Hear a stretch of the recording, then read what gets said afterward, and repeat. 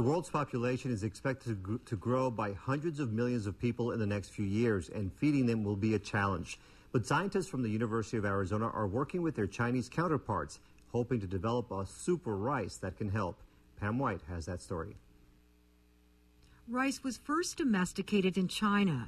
Today, it's the most important food crop in the world and feeds half of the population, a population that's expected to double in 30 years. The world is faced with having to double rice yield on less land, with less water, and on poorer soil. So we have to come up with a solution on how to do that.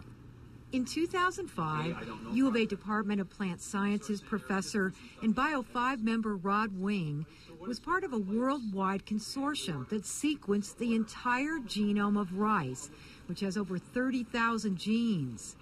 The first steps are to determine the number of genes in a plant and their organization along the chromosomes. And then after that, we try to associate those genes with functions. And scientists are trying to figure out the function of all those genes to discover desirable traits for breeding. It will take years. In the meantime, one way to tackle the problem is to compare the genomes of wild relatives of rice with cultivated ones.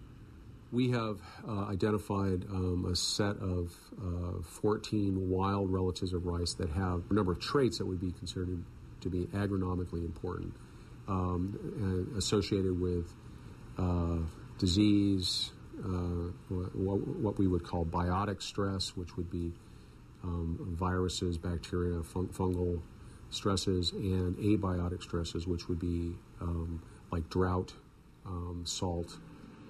And to help solve the bigger issue of world hunger, creating a green super rice is one of the goals of a collaboration between the U of A and Huaqiang Agricultural University in central China.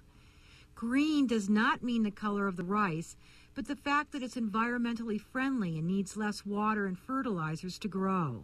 The collaboration that we have is to utilize the genes that we're discovering here in the States and try to get those into a pipeline that can be incorporated into cultivars in China, but also in the United States and in Japan. The research will be with scientists with the newly formed Shenong Center for Crop Functional Genomics in China. Shenong is the name for the Chinese god of agriculture. The Green Super Rice Project is just one of many future collaborations between them. Professor Wing says by combining their areas of expertise, the easier it will be to come up with some solutions. We're both trying to build on each other's strengths in plant genomics. And so they have tremendous strengths in breeding, also in molecular genetics and in genomics.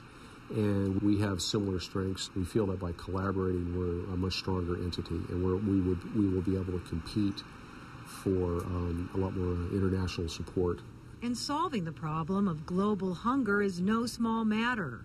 It's always nice to have a research project where you can really have this really big picture in front of you. And the nice thing is it's a kind of a humanitarian type effort. Feeding the world is pretty easy to understand. It's also extremely important. That helps me get up every day knowing that the research that we're doing is actually making a significant impact in plant biology, plant genomics, and in the human condition.